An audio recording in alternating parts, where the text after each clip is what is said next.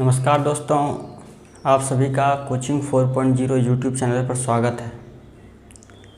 आज हमारा क्लास का दूसरा दिन है और हम ज्योग्राफी सब्जेक्ट की शुरुआत किए थे और ज्योग्राफी में भूगोल में हम पहला चैप्टर में देखे क्या भारत के स्थिति एवं विस्तार, भारत की स्थिति एवं विस्तार या भारत एक परिचय, इस चैप्टर का शुरुआत किया और थोड़ी बहुत जानकारी भारत के एक परिचय में पढ़े क्या ज्योग्राफी क्या है, भूगोल क्या है, भूगोल को किन किन विद्वानों ने योगदान दिया, आगे बढ़ाया, इन सभी चीज़ों का वर्णन किए थे। और आज हम लोग जो है पढ़ने जा रहे हैं पृथ्वी के अक्षांश एवं देशांतरीय विस्तार एवं भारत के अक्षांश एवं देशांतरीय विस्तार, पृथ्वी के जल विभाजन एवं स्थल खंड का विभाजन किन किन स्वरूपों में है। तो सबसे पहले हमको जानना चाहिए क्या पृथ्वी जो है, पृथ्वी को दो वर्गों में यदि हम बांटे तो एक स्थलीय विभाजन और एक जलीय विभाजन। पृथ्वी को दो वर्गों में बांटेंगे, एक स्थलीय विभाजन एवं जलीय विभाजन। स्थलीय विभाजन में आ जाएंगे महाद्वीप या महादेश। महाद्वीप या महादेश एक ही चीज़ें हैं। तो स्थलीय विभाजन जो है पृथ्वी पर 29% है, 29% है। पृथ्वी का स्थलीय विस्तार जो है वो 29% है और आपको जो है कहीं कहीं देखने को मिलेगा कि 30% है। तो यहाँ पे कंफ्यूज नहीं होना है। तो 29.6 के आसपास जो है तो यहाँ पे जो है 30% लोग कभी कभी मानते हैं। तो पृथ्वी का स्थलीय विभाजन जो है वो महादेश या महाद्वीप में किया गया। महादेश या महाद्वीप क्या है, इनको पहले जानते हैं। पृथ्वी का सबसे वृहद स्वरूप, पृथ्वी का या तो हम बोल सकते हैं स्थलीय भाग का सबसे बड़ा स्वरूप क्या कहलाता है, महादेश कहलाता है। स्थलीय भाग का सबसे बड़ा स्वरूप वो महादेश कहलाता है। और महादेश को जो है या महाद्वीप को जो है 7 वर्गों में बांटा गया। महादेश या महाद्वीप को 7 वर्गों में बांटा गया और इन सभी चीज़ों के बारे में भी हम जानेंगे। 7 वर्गों में बांटा गया महादेश या महाद्वीप को, महाद्वीप या महादेश को। वो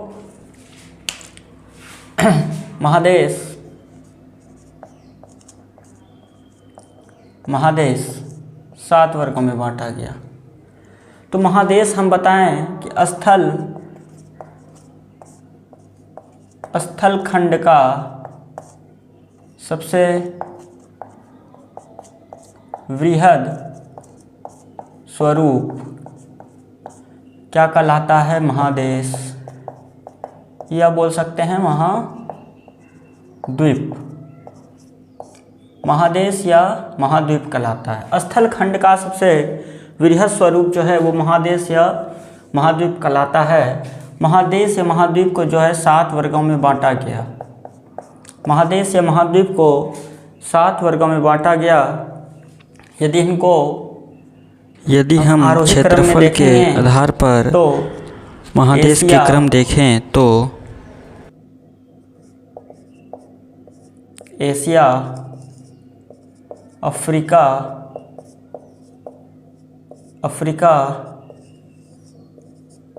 उत्तरी अमेरिका,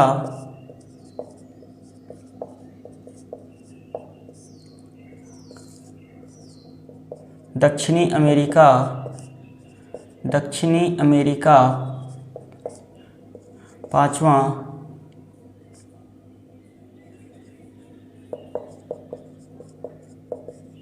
अंटार्कटिका एवं यूरोप और 7वां ऑस्ट्रेलिया।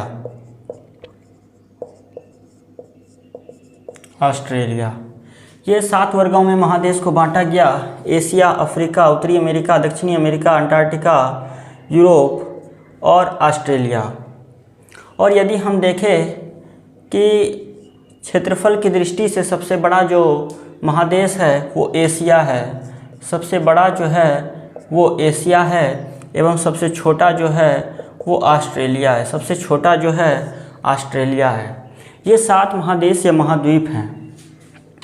इन एशिया हुआ, अफ्रीका हुआ, उत्तरी अमेरिका हुआ, दक्षिणी अमेरिका हुआ, यूरोप हुआ और ऑस्ट्रेलिया हुआ।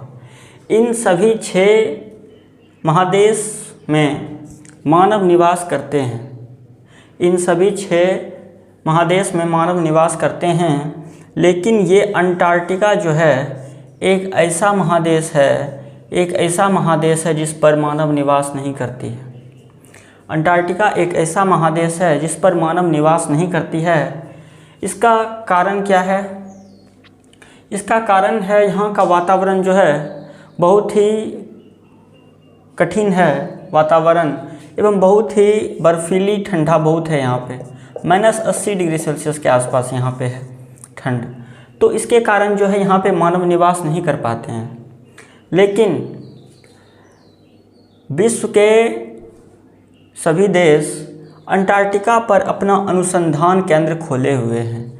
विश्व के सभी देश अंटार्कटिका पर अपना अनुसंधान केंद्र खोले हुए हैं और अनुसंधान केंद्र कहती रिसर्च सेंटर को देखें तो यहाँ पे भारत के बहुत सारे कुछ जो हैं अनुसंधान केंद्र हैं अंटार्कटिका में। भारत के जो हैं अंटार्कटिका में अनुसंधान केंद्र, वो चीज़ें हम देखते हैं, ये इम्पोर्टेंट है। जैसे मैत्री, भारती, दक्षिण गंगोत्री, ये चीज़ें जो हैं भारत के अनुसंधान केंद्र हैं। अब मैत्री जो है, मैत्री के बाद जो है एक और विकसित कर रहा है भारत रिसर्च सेंटर अनुसंधान केंद्र, वो है मैत्री 2, और ये विकसित कर रहा है भारत। और 2029 तक जो है ये विकसित हो जाएगा भारत का रिसर्च सेंटर अंटार्कटिका में। और यदि हम दक्षिण गंगोत्री को देखें तो दक्षिण गंगोत्री जो है ये काम करना बंद कर दिया है। ये बर्फ़ के ढक जाने से, बहुत सारे चट्टानों से, ग्लेशियर से ढक जाने से दक्षिण गंगोत्री जो है भारत का रिसर्च सेंटर जो है अंटार्कटिका में ये काम करना बंद कर दिया है। तो इसमें ये चीज़ें बहुत इम्पोर्टेंट है, इसको नोट डाउन कर सकते हैं। मैत्री, भारती, दक्षिण गंगोत्री एवं मैत्री 2 जो है ये 2029 तक विकसित करेगा भारत। ये भारत के अनुसंधान केंद्र हैं अंटार्कटिका में। तो ये हम देखें पृथ्वी का स्थल्य विभाजन, और यहाँ पे एक चीज़ें लिख देते हैं, क्या पृथ्वी का स्थल्य खंड जो है वो 29% है। वो पृथ्वी का स्थल्य खंड जो है वो 29% है। यदि हम देखें जलीय विभाजन,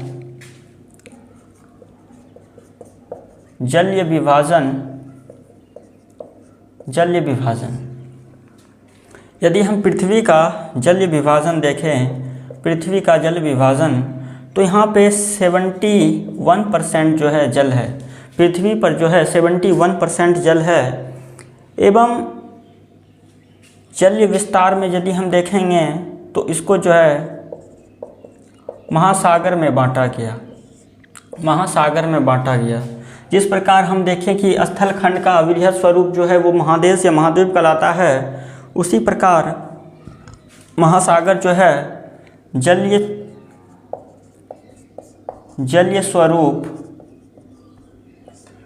स्वरूप का वृहद भाग महासागर कहलाता है। जलीय स्वरूप का वृहद भाग जो है वो महासागर कहलाता है। एवं महासागर को जो है 5 वर्गों में बांटा गया। और पृथ्वी पर जो है महासागर के द्वारा जो भी जल हैं वो 97% के आसपास है। ये जो महासागर हैं, ये 5 महासागर जो हैं, ये 97% जो यहाँ पे इसके द्वारा जल का विस्तार है। तो यदि हम देखें कि महासागर, तो प्रशांत महासागर, प्रशांत महासागर, दूसरा देखें हिंद महासागर। और क्लास के पहले दिन हम बताए थे कि हिंद महासागर ये हिंदुस्तान के नाम पर रखा गया। भारत एक ऐसा देश है जिनके नाम पर जो है हिंद महासागर, यानी कि हिंदुस्तान के नाम पर हिंद महासागर रखा गया। तीसरा यदि देखें अंटार्कटिक। चौथा यदि देखें अटलांटिक एवं पांचवा देखें आर्कटिक। थोड़ी बहुत राइटिंग खराब होगी। आर्कटिक। तो प्रशांत महासागर, हिंद महासागर, अटलांटिक महासागर, अंटार्कटिक महासागर और आर्कटिक महासागर। सबसे बड़ा जो है इसमें वो प्रशांत महासागर है, सबसे बड़ा जो है वो प्रशांत महासागर है, एवं आर्कटिक जो है ये छोटा महासागर है। और हम क्लास के स्टार्ट में हम बताए थे कि भारत जो है वो एशिया महाद्वीप के अंतर्गत आता है, एवं हिंद महासागर, भारत जो है हिंद महासागर के अंतर्गत आता है। और भारत जो है वो हिंद महासागर के दक्षिणी भाग में स्थित है।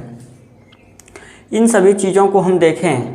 अब हम चलते हैं ग्लोब पर, और ग्लोब के बारे में हम जानेंगे क्या अक्षांश रेखाएं एवं देशांतर रेखाएं क्या होती है।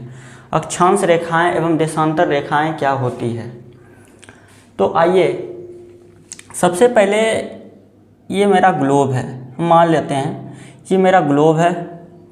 ये जो सीधी लाइन है, ये जो सीधी लाइन है, और इस सीधी लाइन को कहेंगे क्या, इस सीधी लाइन को कहेंगे देशांतर रेखाएं। इस सीधी लाइन को कहेंगे देशांतर रेखाएं। ये है उत्तरी ध्रुव और ये है दक्षिणी ध्रुव। और ये ध्रुव जो है ये कोई लाइन नहीं है, ये एक पॉइंट है, ये एक पॉइंट है। ये उत्तरी ध्रुव है, ये दक्षिणी ध्रुव है, और इधर पूरब है और इधर पश्चिम है। तो ये खड़ी लाइन जो है, आप देखेंगे कहीं कहीं मैप पे, ये खड़ी लाइन क्या कहलाती है, देशांतर कहलाती है। ये खड़ी लाइन जो है ये देशांतर कहलाती है। और देशांतर हम किसको कहेंगे, तो इसको जान लेते हैं। देशांतर क्या होता है, उत्तर, ये तो उत्तर है मेरा और ये दक्षिण है। उत्तर और दक्षिण के बीच की एक खींची गई समांतर रेखा, उत्तर से दक्षिण के बीच खींची गई एक समांतर रेखा जो है वो देशांतर रेखाएं कहलाती है या देशांतर कहलाती है।